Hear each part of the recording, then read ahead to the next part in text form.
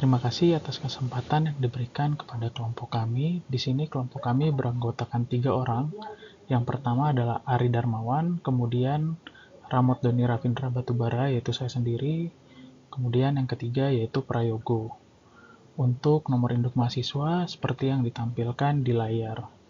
Nantinya kami akan mempresentasikan tugas kami ini dengan membagi menjadi beberapa sesi.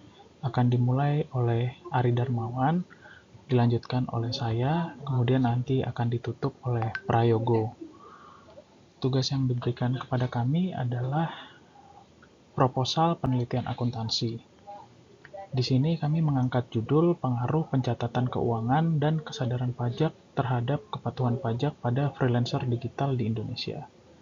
Baik, akan dimulai pembahasan ini dimulai dari Ari Darmawan. Terima kasih. Perkenalkan, nama saya Ari Darmawan. Di sini saya akan menjelaskan terkait latar belakang yang menjadi penelitian ini. Yang pertama, perkembangan teknologi dan ekonomi digital telah memunculkan berbagai profesi baru. Salah satunya adalah freelancer digital. Freelancer digital merupakan individu yang bekerja secara independen melalui platform digital tanpa terkait kontrak jangka panjang dengan pemberi kerja. Peran mereka semakin vital dalam ekosistem ekonomi modern, terutama dalam industri kreatif, teknologi informasi, dan layanan digital berbasis permintaan. Namun, transformasi ini tidak diiringi dengan kesiapan penuh dalam aspek formalitas ekonomi, khususnya terkait pengelolaan keuangan dan pemenuhan kewajiban perpajakan. Banyak freelancer digital yang beroperasi secara informal tanpa pencatatan keuangan yang memadai atau bahkan tidak memiliki NPWP. Hal ini membuat mereka rentan terhadap ketidakpatuhan pajak, baik karena ketidaktahuan maupun karena tidak adanya sistem yang mendukung. Di sisi lain, Direktorat Jenderal Pajak menghadapi tantangan besar dalam menjangkau dan mengawasi kelompok ini, karena karakteristik pekerjaan yang fleksibel, tidak tetap, dan umumnya berbasis daring. Selanjutnya, pencatatan keuangan yang baik merupakan fondasi utama dalam pelaporan dan perhitungan pajak.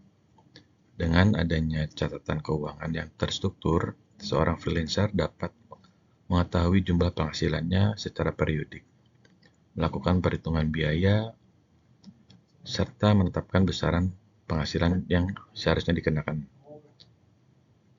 Sayangnya masih banyak freelancer digital yang tidak mencatat transaksi secara sistematis, baik karena kurangnya pengetahuan maupun karena rendahnya kesadaran akan pentingnya pencatatan.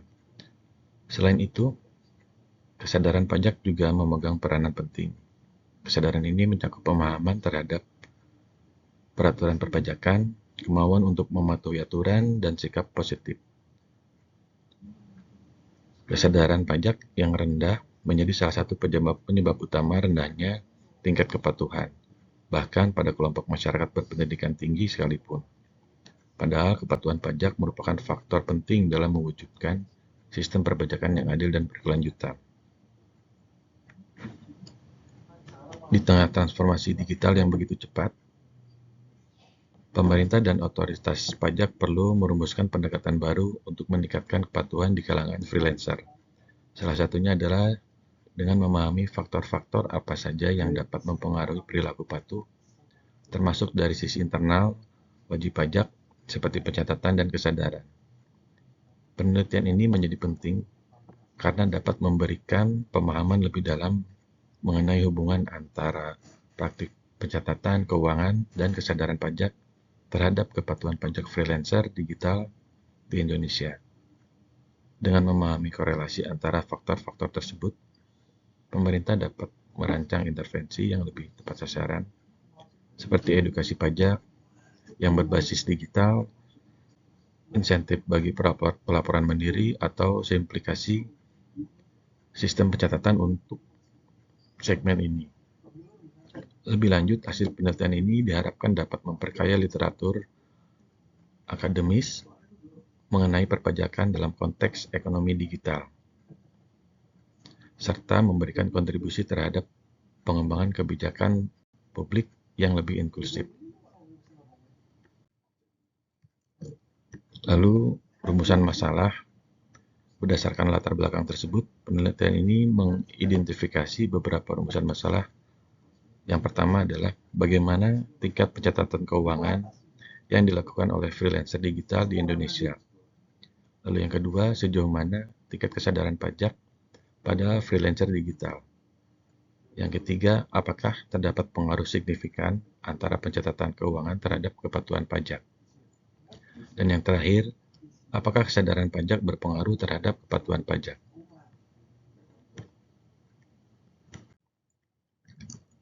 Lalu untuk selanjutnya, tujuan dari penelitian ini diantaranya adalah menganalisis sejauh mana praktik pencatatan keuangan yang dilakukan oleh freelancer digital berpengaruh terhadap tingkat kepatuhan mereka dalam memenuhi kewajiban perpajakan. Lalu selanjutnya, menilai hubungan antara tingkat kesadaran pajak freelancer digital dengan kepatuhan mereka dalam pelaporan dan pembayaran pajak. Dan yang terakhir, menyediakan dasar empiris bagi pembuat kebijakan untuk merancang strategi peningkatan kepatuhan pajak berbasis pemahaman terhadap perilaku dan praktik pelaku ekonomi digital. Selanjutnya, manfaat penelitian. Yang pertama, secara akademis, penelitian ini dapat menambah khasanah keilmuan dalam bidang akuntansi dan perpajakan, khususnya terkait kepatuhan pajak pada sektor ekonomi digital yang relatif baru dan dinamis.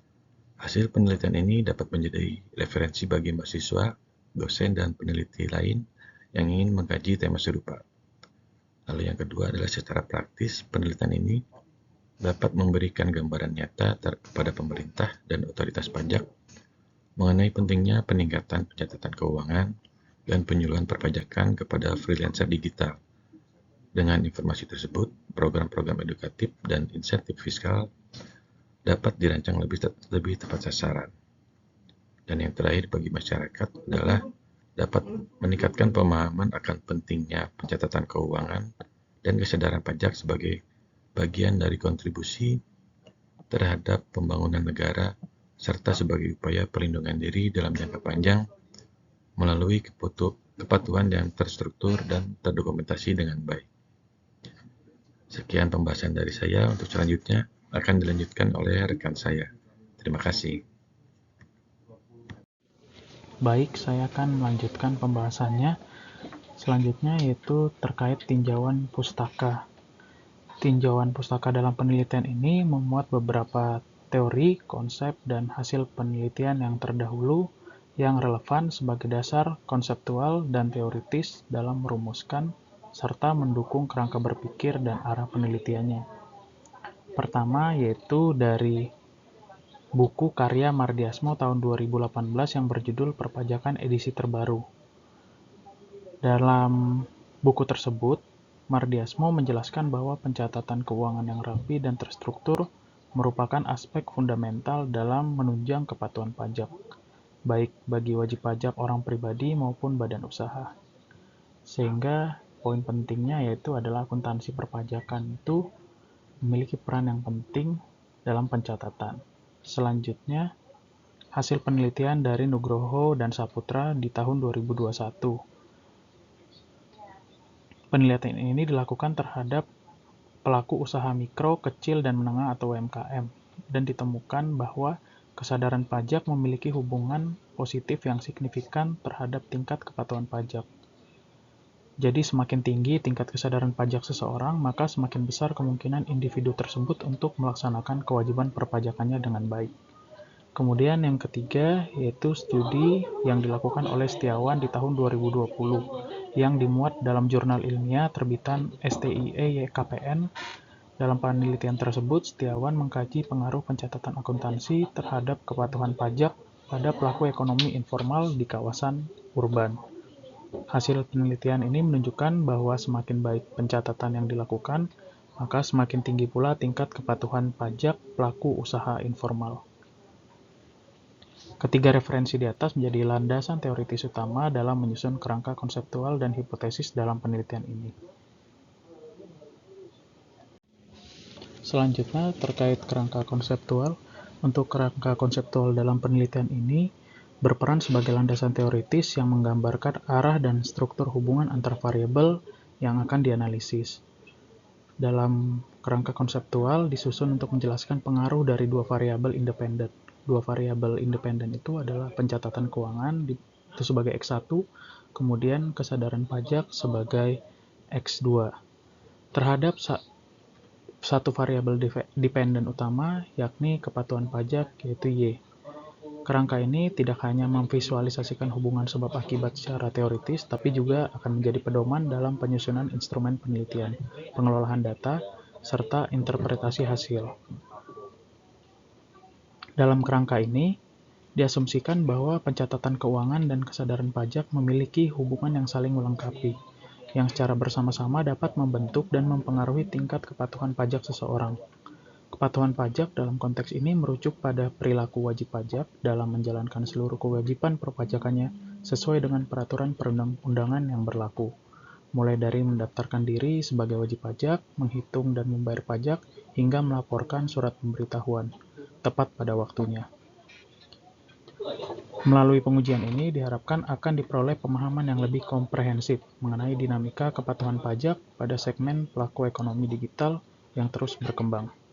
Hasil penelitian ini diharapkan dapat memberikan implikasi praktis, tidak hanya bagi otoritas perpajakan dalam merumuskan strategi peningkatan kepatuhan pajak, tetapi juga sebagai arah bagi freelancer tersebut untuk meningkatkan literasi keuangan dan kesadaran pajaknya, guna mendukung pembangunan nasional secara berkelanjutan. Selanjutnya, untuk metode penelitian, jenis penelitian ini adalah penelitian kuantitatif dengan pendekatan asosiatif, yang bertujuan utama untuk mengetahui dan menganalisis hubungan antara dua atau lebih variabel yang telah ditentukan sebelumnya.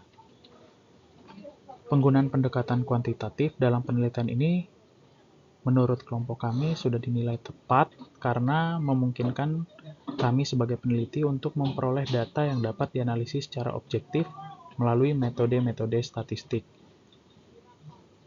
Instrumen penelitian yang digunakan berupa kuesioner tertutup dengan menggunakan skala Likert yang disusun untuk mengukur persepsi, pemahaman, dan perilaku responden terhadap masing-masing variabel penelitian.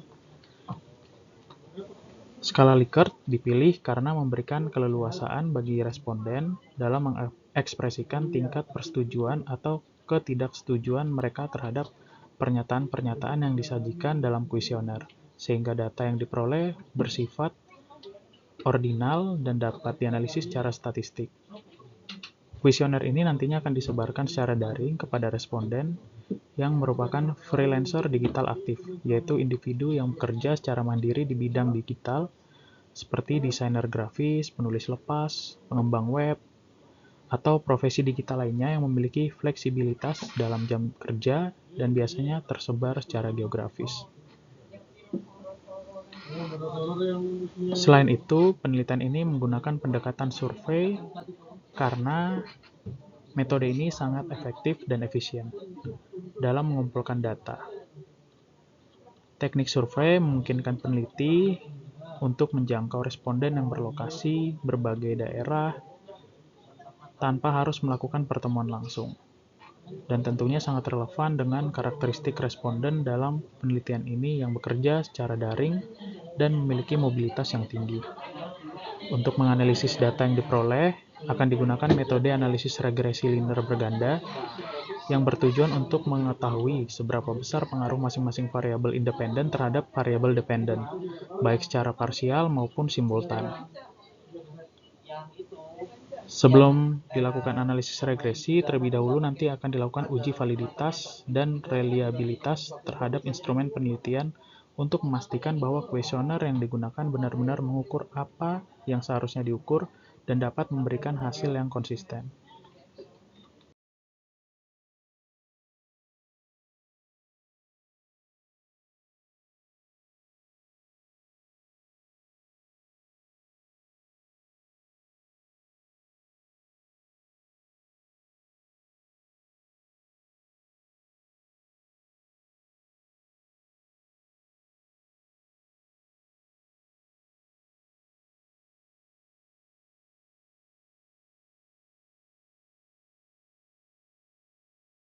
Selanjutnya terkait populasi dan sampel.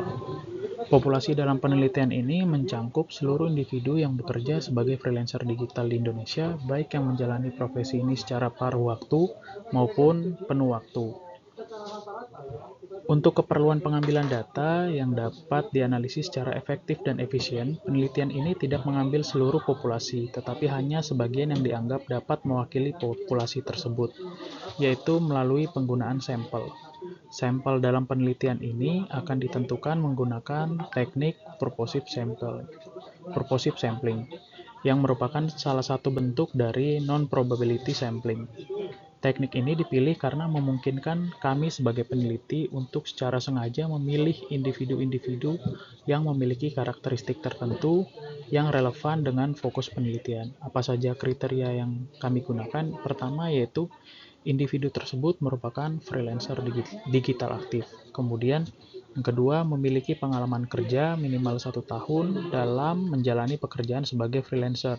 Kemudian berdomisili di wilayah Indonesia, dan yang keempat itu telah menerima penghasilan dari kegiatan freelancing setidaknya dalam 6 bulan terakhir.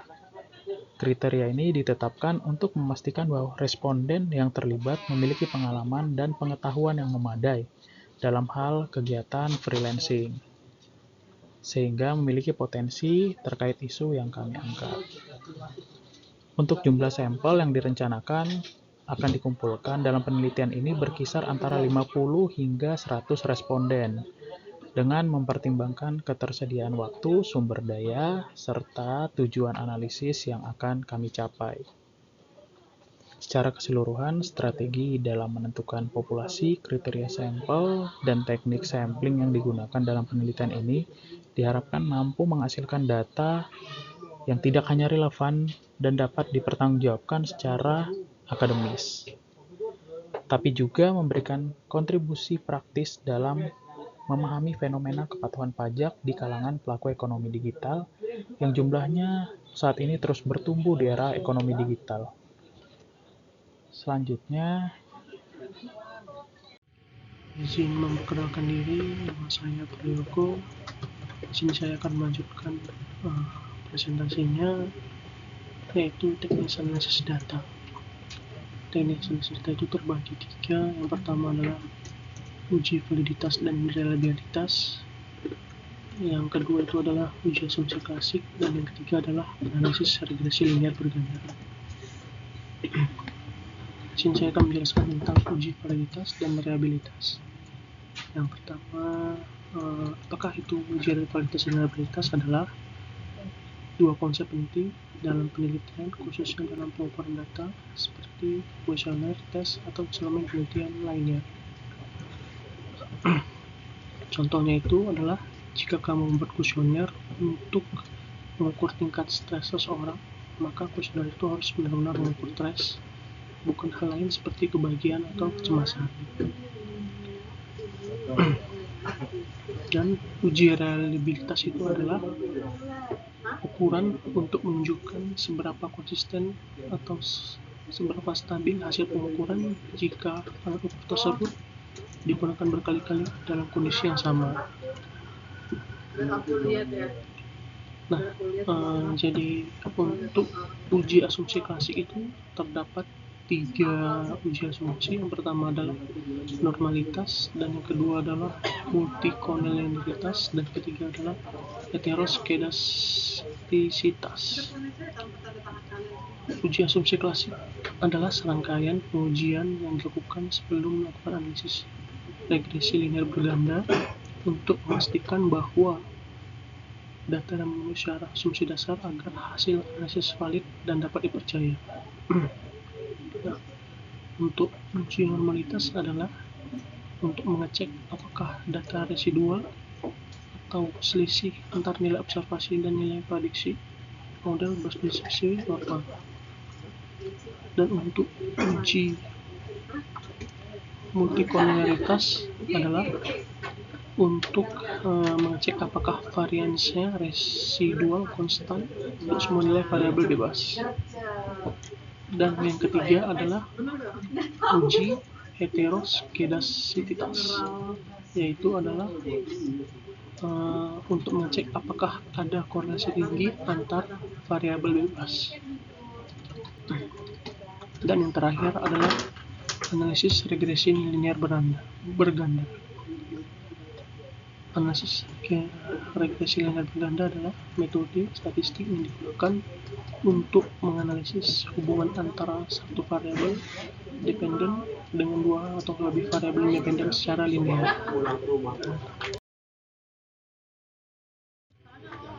Selanjutnya adalah kesimpulan sementaranya.